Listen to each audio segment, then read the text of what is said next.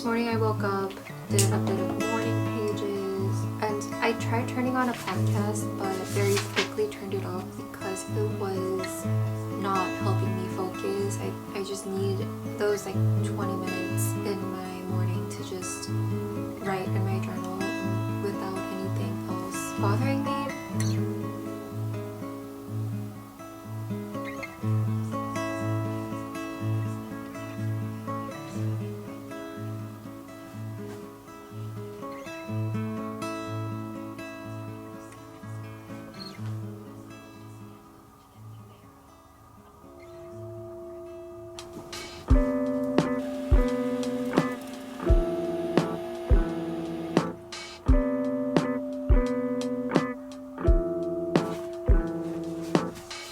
Made myself some coffee, did a bit of tidying up.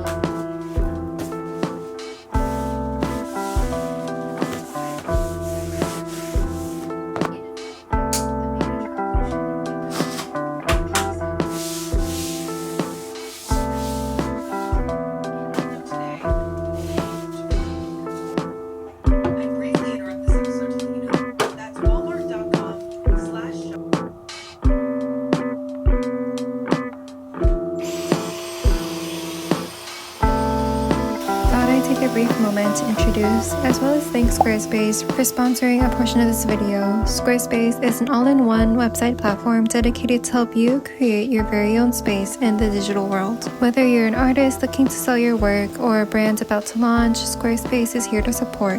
With thousands of aesthetically pleasing pre-designed templates, building your website feels like such a smooth process. They even recommend suitable domain names that best fits your brand or story, as well as provide key insights into audience engagement and website traffic. But the best part is you get to play around with your website with their free trial of squarespace.com, and once you're ready to launch, you can use my code to save 10% off your first purchase of a domain or website.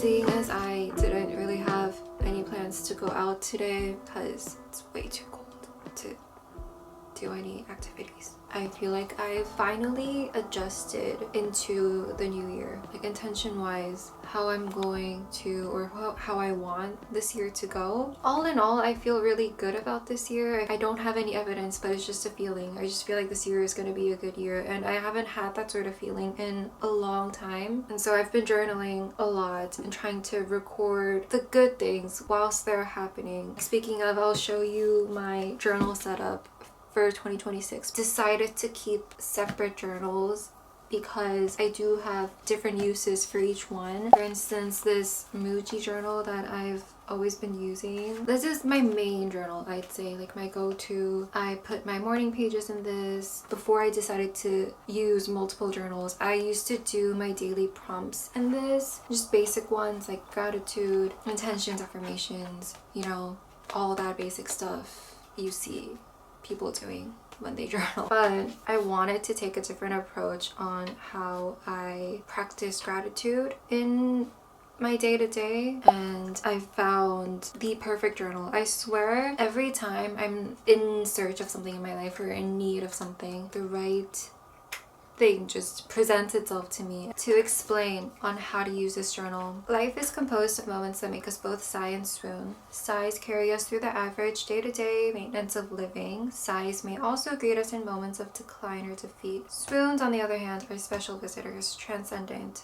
Faded events, winks and gifts scattered throughout our daily transit. Use this journal to document the sighs and swoons that share a day, a week, a moment. You may find that together they create a story, a poem, a balance, a reminder. And I'm sure I'm not the only one thinking this, but I just want to embrace more whimsy this year. I just lost a lot of that as I started growing older, and I just love to reclaim that part of myself, and this journal was just, I think, the perfect gateway into that. And then my final, most daily practical journal that was gifted to me by my dear friend Gina, who made these. I don't know if she still has them on sale. I think they might all be sold out, but it's basically a daily planner. It also comes with monthly daily goals at the beginning of every month along with the calendar, so you could actually plan and schedule things and write down events. And the goals are all categorized into career, health and wellness, relationships, and on the bottom there's 3 things to improve, which could double as just a reflections for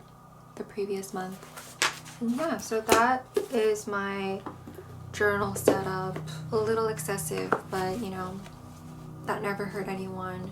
Maybe along the way I'll find that it's a little too much, it's a little too high maintenance for me, and I'll just revert back to this. I don't know, and that's okay too. But yeah, I'm testing things out. While I was tidying up, I was also organizing my books, because right now this is like a jumble of what I have read and haven't read. Haven't read takes up the majority of it though. I think like 1 or 2 stacks are the ones that I have read already. Anyways, I was going through them because I wanted to officially make a TBR list for this year. The goal is to read 26 books a year because it's 2026. I mainly read the most during summer. I don't know what it is, but I just flip through books. And then when it slowly turns to fall and winter and it gets a little colder, I slowly fall into a reading slump. But yeah, this year I want to pace myself and disperse the amount of books I read throughout the year instead of having it all focused on one season. Current read is Big Kiss Bye Bye by Louise Bennett, and I'm loving it so far, so much that I actually ordered Pond. This may have been one of her first novels.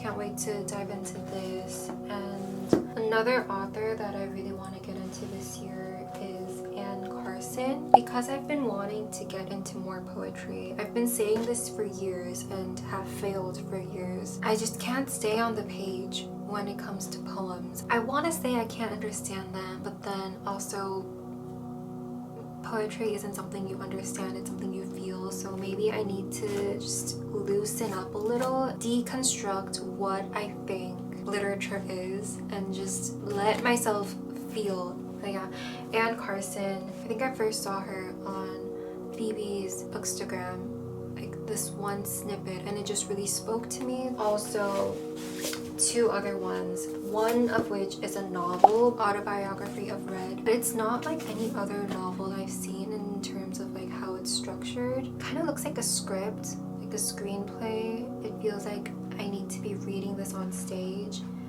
and I'm just not used to reading material like this, but there's a first time for everything. And then I also have another little poetry essays opera. It's called Decreation. And then just other books, other like authors I want to get into, like Clarice Lispector. So far I've only ever read Agua Viva by her, and I didn't finish it. I don't know, I just don't think it was the right place or right time for me to read that. So I'm gonna try it again this year and hopefully try some of her other works as well. Another anticipated read is Septology by Fosse. Like a brief summary, Azel, that is probably not how you say it, Azel and Azel are doppelgangers, 2 versions of the same person, 2 versions of the same life, both grappling with existential questions about death, love, light and shadow, faith and hopelessness. Not the most happiest of reads, I'm afraid, but I love a good sad girl summer book, so maybe this can be for that. This is also another anticipated read of mine. I Never Promised You a Rose Garden. Seems very bell jar-esque. And my mandatory Rachel Cusk read for the summer, I think, will be The Last Supper, just because it is also set in Italy. I don't know where in Italy this is set. Honestly, I think it might be in northern Italy, and I'll be in the south. But yeah. I'm looking out my window right now, and the weather is not looking so hot. It's really gray. By the way, a lot of you have been applying for the Sicily trip ever since I mentioned it in the last couple videos, so thank you for that. A lot of you have been DMing me, like asking when the deadline is, and to answer your question, it will be open until all the spots are filled. But you know, considering you need to book your flight and stuff, maybe the latest will be March, April, because we leave in May. So yeah, I'll still leave the link for you in my description box. You can still sign up. If you have any further questions, DM me or DM Asperia. We're always happy to help. I think I am now gonna make some lunch because I'm starving.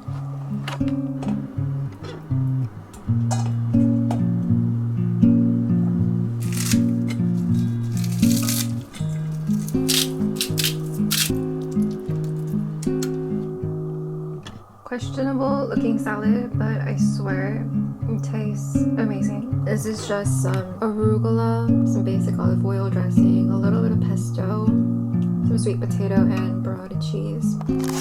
Usually I will have some sort of beans in there, mostly white or red, but I ran out. But I added some avocado, so I think we'll be good. Thank you for tuning in and spending this very uneventful, mundane day at home with me. If you want more of these casual vlogs, let me know. I am such a homebody to my core.